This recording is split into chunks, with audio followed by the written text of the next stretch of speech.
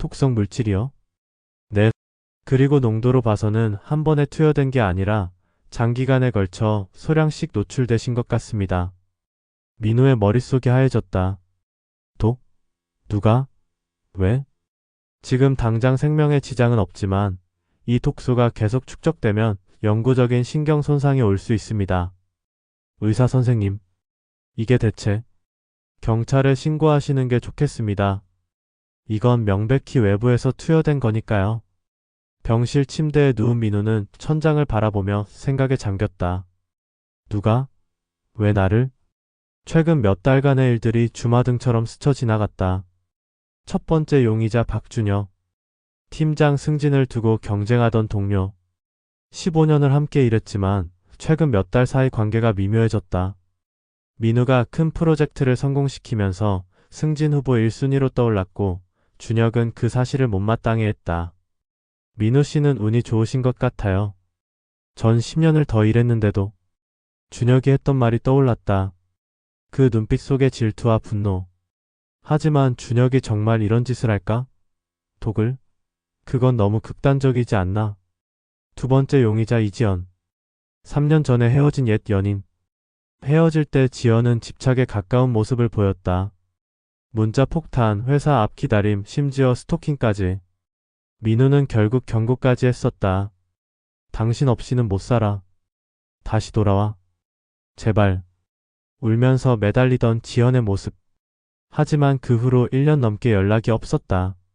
정말 다시 나타난 걸까? 세 번째 용의자 강민석. 민우의 친동생. 5년 전 아버지가 돌아가시면서 유산 문제로 형제 간에 큰 갈등이 있었다. 아버지는 장남인 민우에게 더 많은 재산을 물려줬고 민석은 그것에 강하게 반발했다. 형은 항상 모든 걸 가져가. 부모님 사랑도 돈도 전부. 마지막으로 만났을 때 민석이 던진 말. 그 후로 형제는 연락을 끊었다. 민우는 머리를 쥐어뜯었다. 3명 모두 동기는 있었다. 하지만 누가 정말로 이런 짓을 저질렀을까? 다음날 경찰이 병실을 찾아왔다. 중년의 형사 2명. 강민우 씨 맞으시죠? 독극물 투여 건으로 신고 접수됐습니다. 네, 저도 누가 그랬는지 모르겠어요. 최근에 누군가와 갈등이 있었습니까? 혹은 원한을 살만한 일? 민호는 3명의 용의자에 대해 설명했다. 형사들은 메모를 하며 고개를 끄덕였다. 일단 주변 인물들 조사해보겠습니다.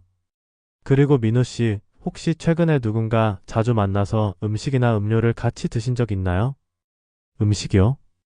독극물이 장기간 소량씩 투여됐다는 건 일상적으로 섭취하는 뭔가에 타서 먹였을 가능성이 큽니다.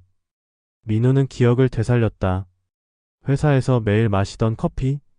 아니면 집에서 먹던 음식? 회사에서. 준혁 씨가 가끔 커피를 사다 줬어요. 일주일에 2~3번 정도. 형사의 눈빛이 날카로워졌다. 언제부터요?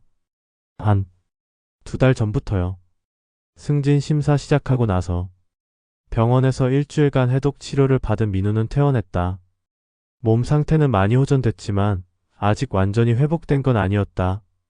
손발에 간헐적으로 저림이 왔고 두통도 가끔 찾아왔다. 의사는 경고했다. 다행히 영구적인 손상까지는 가지 않았습니다. 하지만 재발하면 안 됩니다. 조심하세요. 집으로 돌아온 민우는 혼자 거실에 앉아 생각했다. 경찰 조사만 기다릴 순 없었다. 스스로 진실을 찾아야 했다. 그는 노트북을 열고 최근 3개월간의 일정을 정리하기 시작했다. 누구를 만났는지, 무엇을 먹었는지, 어디를 갔는지. 박준혁과의 만남. 주 2~3회 커피타임, 월 1회 회식 자리, 프로젝트 회 거의 매일. 이지연과의 접촉 공식적으로는 없음. 하지만 한 달 전 우연히 회사 근처에서 본 적이 있음. 강민석과의 만남 없음. 하지만 어머니 생신 때 잠깐 마주침. 민우는 가장 의심스러운 박준혁부터 조사하기로 했다. 다음날 그는 회사에 복귀했다. 동료들이 놀라며 반겼다. 민우 씨, 많이 좋아지셨네요. 걱정했어요. 괜찮으세요? 하지만 박준혁의 반응은 달랐다. 그는 민우를 보자 순간 굳은 표정을 지었다가 이내 억지 웃음을 지었다. 민우 씨 벌써 복귀하셨어요? 좀 더 쉬셨어야죠. 괜찮습니다. 일이 밀렸잖아요. 민우는 준혁의 눈을 똑바로 바라봤다. 그 눈빛 속에서 뭔가를 읽으려 했다. 죄책감? 불안? 아니면 그저 평범한 걱정? 점심시간, 민우는 일부러 준혁에게 다가갔다. 준혁 선배, 커피 한잔 하실래요? 제가 살게요. 아, 좋죠. 카페에 앉은 두 사람. 민우는 자신의 커피를 한 모금 마시며 조심스럽게 물었다. 선배, 제가 아팠을 때 어떻게 생각하셨어요? 응? 당연히 걱정했죠. 갑자기 쓰러지셨다길래 혹시 제가 무슨 병에 걸렸을 거라고 생각하셨나요? 준혁의 손이 미세하게 떨렸다. 잠깐이었지만 민우는 놓치지 않았다. 글쎄요. 과로 아닐까 생각했죠. 요즘 야근도 많이 하셨고. 근데 이상한 게 병원에서 톡극물이 검출됐대요. 순간 준혁의 얼굴이 하얗게 변했다. 커피잔을 든 손이 확실하게 떨렸다. 독, 톡극물이요? 네. 누군가 제게 장기간 독을 먹였다고 하더라고요. 세상에. 그게 무슨. 준혁은 당황한 기색이 역력했다. 하지만 그게 진짜 놀라움인지 아니면 들킨 자의 공포인지 민우는 알 수 없었다. 그날 밤 민우는 회사 CCTV 영상을 확인하기로 했다. 보안팀에 부탁해서 최근 3개월간의 영상을 받았다.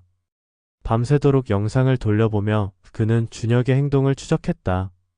그리고 발견했다. 2개월 전 민우의 책상 근처에서 혼자 남은 준혁. 그는 주변을 두리번거리다가 민우의 머그컵에 뭔가를 살짝 탔다. 너무 빠른 동작이라 정확히는 보이지 않았지만 분명 무언가를 넣었다. 이 자식이. 민우의 주먹이 떨렸다. 15년을 함께 일한 동료가, 선배가 이런 짓을 저질렀다니. 하지만 아직 확신할 순 없었다. 영상만으론 증거가 부족했다. 더 결정적인 뭔가가 필요했다. 민우는 신중하게 계획을 세웠다. 준혁을 자백하게 만들 함정이 필요했다. 다음날 출근길 민우는 일부러 준혁에게 전화를 걸었다. 선배, 저 오늘 경찰서 가야 해요. 경찰서요? 왜요? 톡극물 건으로 조사받는데요. 용의자 특정됐다고 하더라고요. 전화 너머로 준혁의 숨소리가 거칠어졌다. 누군데요? 아직 말 못해준대요. 근데 회사 사람이래요. 긴 침묵. 그렇군요. 전화를 끊은 민우는 미소를 지었다. 이제 준혁은 불안에 떨 것이다. 그날 저녁 민우는 준혁에게 문자를 보냈다. 선배, 내일 퇴근 후에 따로 만날 수 있을까요? 드릴 말씀이 있어서요. 15년 믿었던 동료가 내 커피에 독을 탔습니다. 용의자 3명 중 진짜 범인은? 충격적인 반전이 기다립니다. 스릴러 드라마 19금 컨텐츠 다음 편을 위한 알림 설정 필수.